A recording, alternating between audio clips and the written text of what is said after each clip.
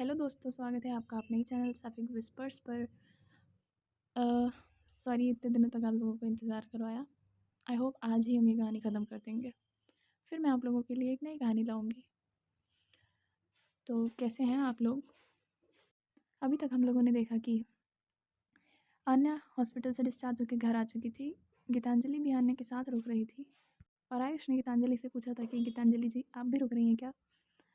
और उसी समय आयुष ने गीतांजलि के कंधे पर हाथ रखा था, जिससे गीतांजलि को महसूस हो गया था कि ये और कोई नहीं बल्कि पिछले जन्म का वीर है, जो आन्या से बहुत प्यार करता था, जो आन्या और गीतांजलि के बीच में आया था।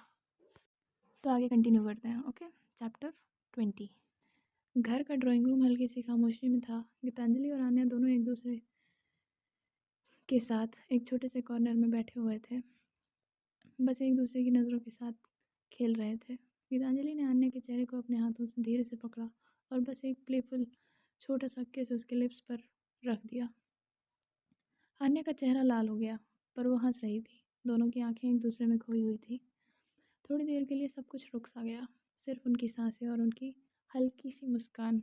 मानो ऐसा लग रहा था कि उन दोनों ने एक दूसरे को पा लिया हो। और तभी आयुष, जो पास से ही गुजर रहा था, बस वही देखता रह गया। उसकी आंखों में पहले कन्फ्यूज़न, फिर समझ और फिर एक हल्की सी स्मार्क आ गई।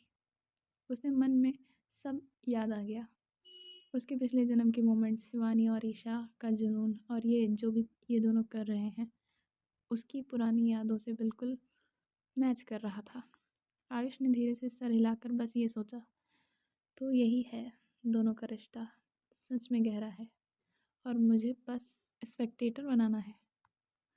वही कॉर्नर में खड़ा आयुष चुपचाप सब देखता रहा और फिर धीरे से वापस चल दिया, जैसे कुछ भी नहीं देखा हो। लेकिन उसके मन में सब कुछ हिल गया था। उसकी पुरानी यादों से सब कुछ उसे याद आ गया था और फिर से वीर जैसा इविल इंसान उसके अंदर जाग चुका था। तभी गीतांजलि को थोड़ा सा महसूस हुआ कि कोई उन्हें देख रहा है। तो गीतांजलि थोड़ी सी टेंशन में आ गई। अपने हाथ से आन्या को हल्का सा पीछे करते हुए बोली, कोई आ जाएगा। आन्या ने हल्की सी मुस्कान के साथ उसके चेहरे को देखा और धीरे से बोला, मेरा घर है, मुझे पता है कब कौन कहाँ आएगा। और फिर बिना किसी वार्निंग के आन्या ने गीतांजलि को जेंटली बॉल के साथ पिन कर दिया। गीतांजलि की सांसें तेज़ हो गई और आंखें थोड़ी सरप्राइज में थी। आन्या के साथ धीरे धीरे उसकी कमर और गले और चेस्ट पर ग्लाइड करने लगी हाथ। गीतांजलि ने अपने हाथों से आन्या का टच फील किया और हल्की सी सांस ली। आन्या ने नज़र गीतांजलि के चेहरे से हटाकर उसकी आंखों में डायरेक्ट देखा, जैसे कह रही हो बस तुम मेरे साथ हो और मुझे कुछ नहीं चाहिए। गीतांजलि के दिल में एक अलग सी गर्मी फैल गई और वो पल एक सेकंड के लिए रुक सा गया। दोनों के बीच टेंशन और एंटिसिपेशन का माहौल पूरे घर में हल्का सा वाइब्रेट कर रहा था, पर दोनों जानते थे ये पल उनका ही है। 2 पल के लिए दोनों के बीच सिर्फ सांसें थी, एक दूसरे की गर्म सांस, एक दूसरे के दिल की धड़कनें। आन्या का हाथ गीतांजलि के बालों के पास से गुजर कर उसके कंधे पर टिक गया। गीतांजलि ने आंखें बंद कर ली, जैसे वक्त वहीं रुक गया हो। तुम्हें पता भी है तुम क्या कर रही हो? गीतांजलि ने पूछा, लेकिन उसकी आवाज़ खुद उसके दिल की बात बता रही थी। वो खुद नहीं चाहती थी कि आन्या दूर हो। आन्या ने धीरे से कहा, शायद नहीं पता, लेकिन बस इतना जानती हूँ कि जब तुम पास होती हो सब कुछ सही लगता है। गीतांजलि के हाथ अपने आप आन्या की कमर तक पहुँच गए और दोनों के बीच का फासला सिर्फ एक सांस का रह गया था। ड्राइंग रूम में खामोशी थी, बस बारिश की हल्की सी आवाज़ और दोनों के दिल की धड़कनें। उस पल में उन्होंने कुछ नहीं कहा, पर दोनों के दिल ने कह दिया था। ये दूरी अब और नहीं संभाली जा रही थी। और उसी वक्त कहीं से आयुष की आवाज़ आई, आन्या तुम यहाँ हो। दोनों एक पल के लिए हिल गए, जैसे जोश और होश दोनों वापस आ गए हों। आन्या तुरंत पीछे हटी। गीतांजलि ने खुद को संभाला, लेकिन दोनों की आंखों में वही जज्बा अभी भी था जिसे छुपाना असंभव था। आन्या ने झट से कहा, हाँ मैं यही हूँ। आयुष दरवाज़ा थोड़ा खोलकर अंदर आ गया। उसकी नज़र एक पल के लिए दोनों पर गई।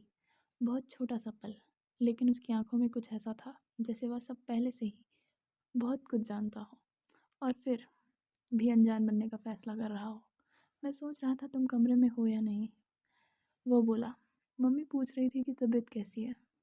आने ने धीरे से जवाब दिया, अब ठीक हूँ।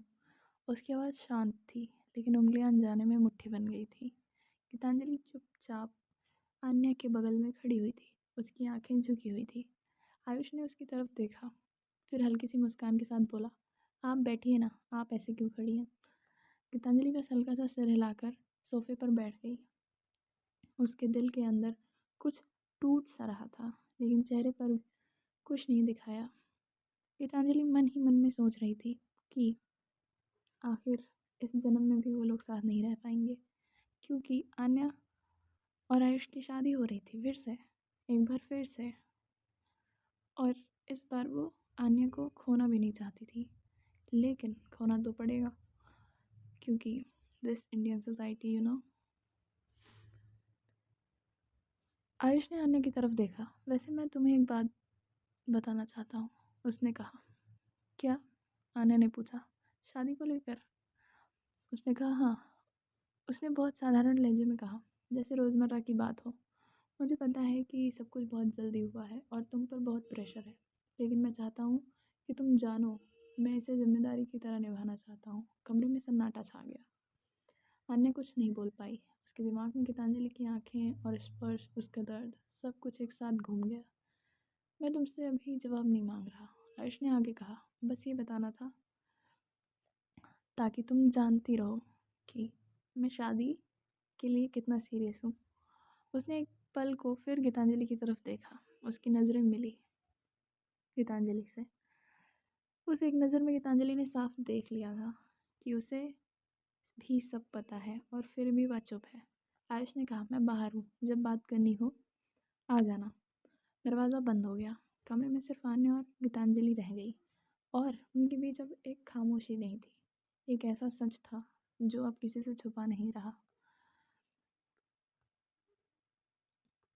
शाम हो चुकी थी। गीतांजलि आन्या की माँ के पास बैठी हुई थी, डिनर का तैयारी कर रही थी। आयुष अकेला बैठा था रूफटॉप पे, फ़ोन कान में लगाए। आवाज़ दूसरी तरफ से उसके पुराने दोस्त की थी, वही जो बातों को बिना जज किए उसे सुन सकता था।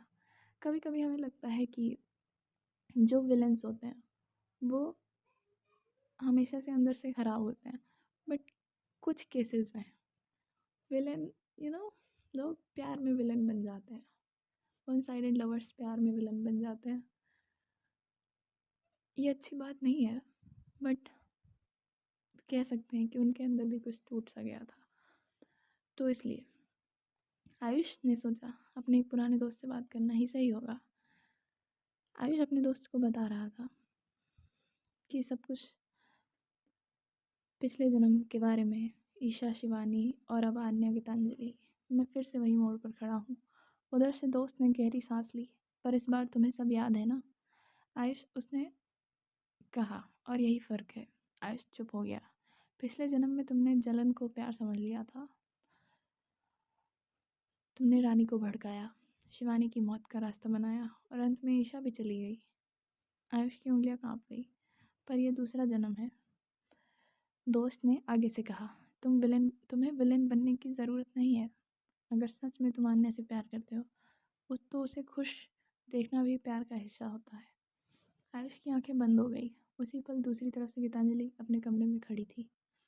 खुला हुआ सूटकेस, कपड़े तय किए हुए, हर चीज़ सलीके से रखी जा रही थी, जैसे वो अपने दिल को भी समेट रही हो। अब बस, उसने खुद से कहा, अब उसे छोड़ देना ही सही है। उसकी उंगलियां एक दुपट्टे पर रुक गई। आन्या की पसंद का रंग। एक पल को आंखें भर आई, फिर उसने खुद को संभाला। उसकी शादी होने वाली है, गीतांजलि ने मन में दोहराया, और मैं उसके रास्ते में नहीं आ सकती। उसी समय आयुष के अंदर कुछ टूटकर जुड़ गया। उसे अचानक समझ आया, ये जलन नहीं है जो उसे बेचैन कर रही थी, ये डर था। डर कि अगर उसने फिर से गलत रास्ता चुना तो इस बार भी सब कुछ खो देगा। अगर मैं अब भी उन्हें अलग करना चाहता हूँ, उसने मन में सोचा, तो मैं वही इंसान रह जाऊँगा जो पहले जन्म में था। उसने आंखें खोली और पहली बार उसने साफ देखा, आन्या की सच्ची खुशी गीतांजलि के साथ है और उसका अपना सुधार उन्हें छोड़ देने में है। मैं इस बार अच्छा इंसान बनना चाहता हूँ, आयुष ने अपने दोस्त से कहा। मैं वो मौका खोना नहीं चाहता। उसने कॉल कट करी। उसी पल उसने घर की ओर कदम बढ़ा दिए और उधर गीतांजलि सूटकेस बंद करने ही वाली थी। उसी समय आयुष तेज कदमों से घर के अंदर आया। उसके चेहरे पर हड़बड़ी नहीं थी, बल्कि एक अजीब सी शांति थी, जैसे किसी लंबे युद्ध के बाद इंसान ने आखिरकार हथियार रख दिए हों। वहीं ऊपर वाले कमरे में गीतांजलि अपना सूटकेस बंद करने ही वाली थी। उसने जिप पर हाथ रखा था और एक पल के लिए रुक गई। तभी दरवाजे के दूसरी ओर से हल्की सी आवाज़ आई, गीतांजलि जी। वो चौंक गई। मुड़ी तो सामने आयुष खड़ा था। कुछ सेकंड्स तक दोनों चुप रहे। फिर आयुष ने दरवाजे पर हाथ खटखटाकर कहा, क्या मैं अंदर आ सकता हूँ? और अंदर आकर गीतांजलि के पास खड़ा होकर उसने बोला, क्या आप जा रही हैं? गीतांजलि ने नज़रें झुका ली। हाँ, उसकी आवाज़ में कोई शिकायत नहीं थी, बस थकान थी। यही सही है। आयुष ने धीरे से सर हिलाया और कहा, नहीं, अगर आप गई तो इस बार भी सब गलत हो जाएगा। गीतांजलि ने पहली बार उसकी तरफ देखा। ये तुम्हारा फैसला नहीं होना चाहिए आयुष। आयुष ने गहरी सांस ली। पिछले जन्म में मैंने ये फैसला ज़बरदस्ती लिया था। उसकी आवाज़ भारी हो गई। और उसी वजह से तुम मरी और ईशा भी। गीतांजलि ने उसकी तरफ एक सरप्राइज वाली आंखों से देखा कि क्या इसे भी सब कुछ याद है। आयुष ने उसे समझाया कि हाँ, मुझे भी सब कुछ याद आ गया है। गीतांजलि की आंखें भर आई, पिछला सब कुछ सोचकर। इस जन्म में, आयुष ने कहा, मैं तुम्हें जाने से नहीं रोक रहा, बस मैं चाहता हूँ कि आन्या तुम्हारे बिना अधूरी रह जाएगी। बस मैं ये बात समझाना चाहता हूँ। उसी पल नीचे ड्राइंग रूम में आन्या खड़ी थी। उसे ऊपर से आती आवाज़ साफ सुनाई दे रही थी। उसका दिल ज़ोर ज़ोर से धड़कने लगा। नहीं, गीतांजलि नहीं जा सकती। वो अपने ही आप में बुदबुदाई। वो सीढ़ियाँ चढ़ते हुए लगभग भागी। दरवाज़ा खुला था। आन्या अंदर पहुंची तो उसने देखा सूटकेस बंद था। गीतांजलि की आंखों में आंसू था और आयुष एक कदम पीछे हट जाता है। आन्या की आवाज़ कांप गई। तुम तुम जा रही हो और मुझे बिना बताए? गीतांजलि कुछ पल के लिए रुक गई और गीतांजलि कुछ बोल पाती उससे पहले आयुष ने कहा, मैं जा रहा हूँ आन्या। दोनों चौंक गए। ये तुम्हारी कहानी है, आयुष ने शांत स्वर में कहा, और इस बार मैं गलत किरदार नहीं बनूंगा। आन्या की आंखों से आंसू बहने लगे। लेकिन शादी शादी एक समझौता है, आयुष ने कहा। शादी एक समझौता है, प्यार नहीं। वो मुड़ा और बाहर चला गया। कमरे में अब सिर्फ दो लोग थे और बहुत सारी दूरियां और अधूरी भावनाएं थी। आन्या ने आगे बढ़कर गीतांजलि का हाथ थाम लिया। तुम मुझे छोड़कर कैसे जा सकती हो? उसकी आवाज़ टूट रही थी। मैं हर जगह तुम्हें ढूंढती हूँ, हर सांस में। तुम मुझ में समाई हुई हो, मेरे हर तिनके में। गीतांजलि ने खुद को रोकने की कोशिश की, लेकिन आंसू बह ही गए। क्योंकि मैं तुम्हें टूटते नहीं देख सकती, उसने कहा, और मैं तुम्हारे लिए एक मुश्किल बन गई हूँ। आन्या ने अपना सिर हिलाया और कहा, तुम मुश्किल नहीं हो, तुम मेरा सच हो। दोनों एक दूसरे से लिपट गई। कोई शब्द नहीं, कोई रोना नहीं, बस तेज सांसें और भारी मन। और उसी पल जैसे किसी पुराने जन्म की अधूरी कहानी आखिरकार सही दिशा में मुड़ गई हो। आन्या की तबीयत अब पहले से काफ़ी बेहतर थी। दवाइयों का असर दिखने लगा था। चेहरा फिर से वही जाना पहचाना सुकून लिए चमक रहा था। गीतांजलि हर छोटी बात का ध्यान रख रही थी। पानी, दवाइयाँ, आराम, बिना ज़्यादा बोले, बस पास रहकर। एक शाम जब खिड़की से हल्की ठंडी हवा अंदर आ रही थी, आन्या ने धीरे से कहा, गीतांजलि, अब मैं ठीक हूँ। गीतांजलि ने उसकी तरफ देखा। उसकी नज़र में राहत भी थी और डर भी, जैसे वो इस पल को खोना नहीं चाहती हो। तो फिर? आन्या ने गहरी सांस ली। हम साथ रहेंगे, कम से कम तब तक जब तक सब साफ नहीं हो जाता। गीतांजलि ने कुछ सेकंड और सोचा, फिर हल्के से मुस्कुराई। हाँ, उसने कहा, साथ। ये कोई बड़ा ऐलान नहीं था, बस दो थकी हुई आत्माओं का एक दूसरे को चुन लेना था। कुछ ही दिनों में आन्या और गीतांजलि वापस ऊटी लौट गए। सब कुछ बाहर से बिल्कुल सामान्य लग रहा था, घर, लोग, रोज़मर्रा की बातें, सब कुछ। लेकिन अंदर ही अंदर सब कुछ बदल चुका था। शादी अब भी कैंसिल नहीं हुई थी, तारीख तय थी। और उस दिन आन्या, गीतांजलि और आयुष तीनों को वापस उसी मोड़ पर लाकर खड़ा कर दिया था, क्योंकि आन्या और आयुष के माता पिता को अब तक सच्चाई का अंदाज़ा नहीं था। आयुष भी इस फैसले का हिस्सा था। वो जानता था कि ये सिर्फ एक औपचारिकता है, एक आखिरी पड़ाव जिसे पार करना ज़रूरी था। तीनों के बीच एक अनकही समझ बन चुकी थी। वो आयुष, जो अब तक आन्या और गीतांजलि के प्यार का दुश्मन था, अब उनका दोस्त बन चुका था। कोई सवाल नहीं, कोई वादा नहीं, बस इतना कि कोई किसी को चोट नहीं पहुंचाएगा। रात को आन्या अपने कमरे में बैठी थी। गीतांजलि पास ही कुर्सी पर बैठी थी। डर लग रहा है? गीतांजलि ने आन्या से पूछा। आन्या ने सिर हिलाया थोड़ा, लेकिन इस बार मैं अकेली नहीं हूँ। गीतांजलि ने धीरे से उसका हाथ थाम लिया। और इस बार, उसने कहा, मैं भी भागूंगी नहीं। बाहर ऊटी की ठंडी हवा चल रही थी और अंदर दो दिल एक आने वाले तूफान के लिए खुद को तैयार कर रहे थे। शादी का दिन आ गया फाइनली। अब आन्या और सब लोग घर पहुंच चुके थे। घर सुबह से ही लोगों से भरा हुआ था। फूलों की खुशबू, शहनाई की आवाज़, रिश्तेदारों की फुसफुसाहट, और कुछ वैसा ही जैसा होना चाहिए था। लेकिन आन्या के अंदर कुछ भी ठीक नहीं था। वो कमरे के शीशे के सामने खड़ी थी। हल्के रंग का लहंगा, बाल सलीके से बंधे हुए, पर आंखों में वो चमक नहीं थी जो आमतौर पर दुल्हन की होती है। दरवाजे के पास थोड़ी दूरी पर गीतांजलि खड़ी थी। वो शादी के कामों में मेहमान की तरह आई थी, लेकिन उसका दिल यहाँ अटका हुआ था, आन्या के कमरे में, आन्या के पास, आन्या के लिए। उसकी नज़रें शीशे में आन्या से मिली, बस एक पल के लिए। आन्या हल्की सी मुस्कान दी, जैसे कह रही हो, मैं ठीक हूँ। गीतांजलि ने उसी मुस्कान में छुपा हुआ डर पहचान लिया। बाहर आयुष रिश्तेदारों से घिरा हुआ था। सब उसे बधाइयाँ दे रहे थे, लेकिन वो बार बार आन्या की तरफ देख रहा था। उसे सब पता था, और यही सबसे भारी बात थी। जब वो कुछ देर के लिए अंदर आया, उसकी नज़रें सीधा गीतांजलि पर गई। कोई नाराज़गी नहीं, कोई सवाल नहीं, बस एक खामोश समझ कि आज का दिन सबके लिए आसान नहीं है। मंडप सज चुका था। पंडित मंत्र पढ़ रहे थे। लोग अपनी जगह संभाल रहे थे। अन्य जब मंडप की तरफ बढ़ी तो हर कदम भारी लग रहा था। तभी पीछे से बहुत हल्के से किसी ने कहा, आन्या। वो रुकी। वो गीतांजलि थी।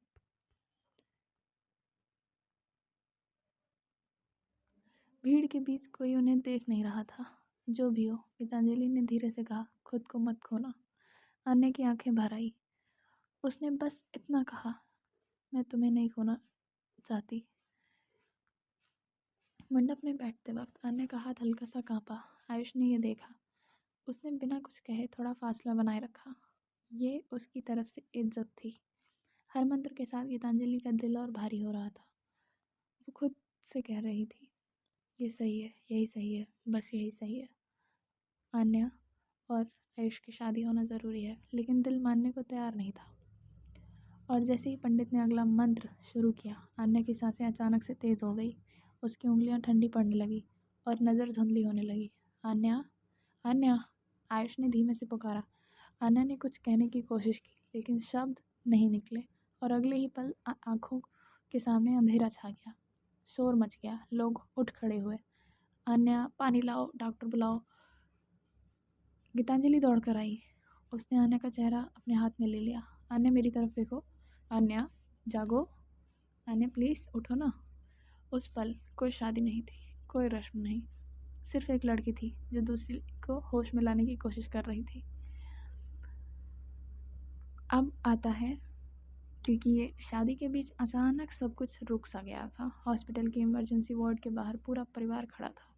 आन्या के माँ बाप, आयुष के पेरेंट्स, कृति रिश्तेदार, और थोड़ी सी दूर खामोशी में खड़ी थी गीतांजलि।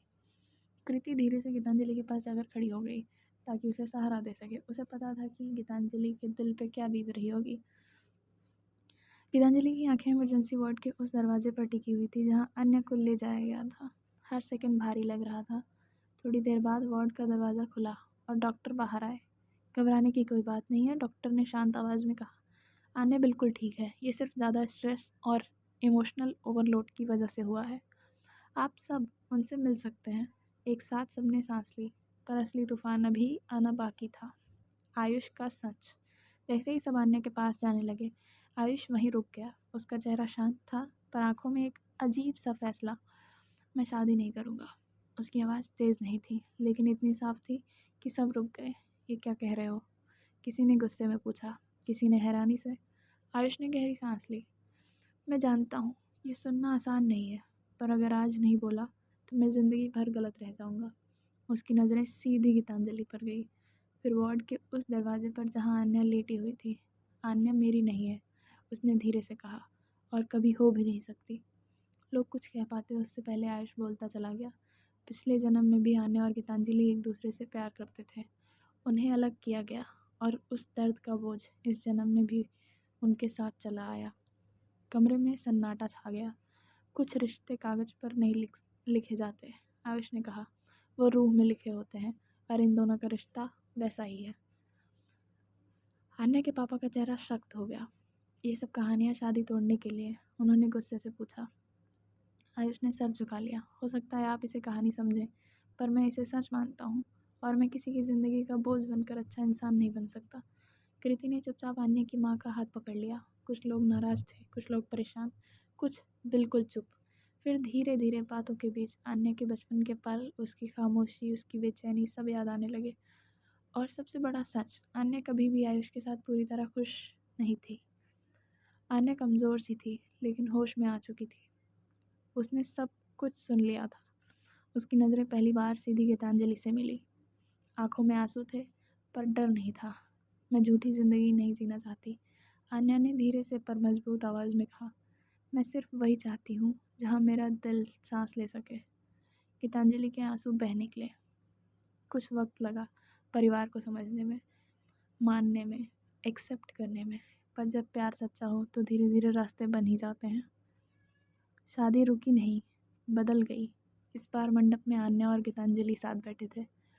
ऊटी की ठंडी हवा, फूलों की खुशबू, और आंखों में सिर्फ एक वादा, इस बार कोई अलग नहीं करेगा। आयुष थोड़ा दूर खड़ा था, चेहरे पर सुकून के साथ। उसने अपना कर्मा यहीं ख़त्म कर दिया था। आन्या और गीतांजलि ऊटी में ही सेटल हो गए। एक छोटा सा घर, खुली खिड़कियाँ, और सुबह की चाय के साथ हंसी। पिछले जन्म का दर्द इस जन्म के प्यार में पूरा हो गया। कुछ कहानियाँ तभी ख़त्म होती हैं जब वो सही जगह पहुँच जाती हैं।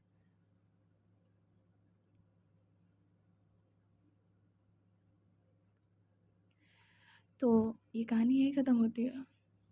आन्या और गीतांजलि की तो कहानी यहाँ पूरी हो गई, लेकिन मुझे पक्का पता है आप लोगों में से बहुत लोगों की कहानियाँ अभी अधूरी होंगी।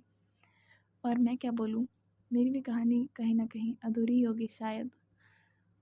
शायद पूरी ना भी हो, बट हमें खुश रहना है, हमें हंसते रहना है, हमें उम्मीद नहीं छोड़नी है, ठीक है। आन्या और गीतांजलि ने अपना प्यार नेक्स्ट जन्म में आके भी पूरा कर लिया। शायद हमें एक जन्म का वेट करना पड़े, शायद 2 का भी, शायद 3 का भी, लेकिन कहानी पूरी ज़रूर होगी मेरे दोस्तों। Thank you for listening. ये कहानी आज समाप्त होती है, और आयुष बनना भी बहुत ज़रूरी है। वन साइडेड प्यार करिए, लेकिन कंसेंट के साथ।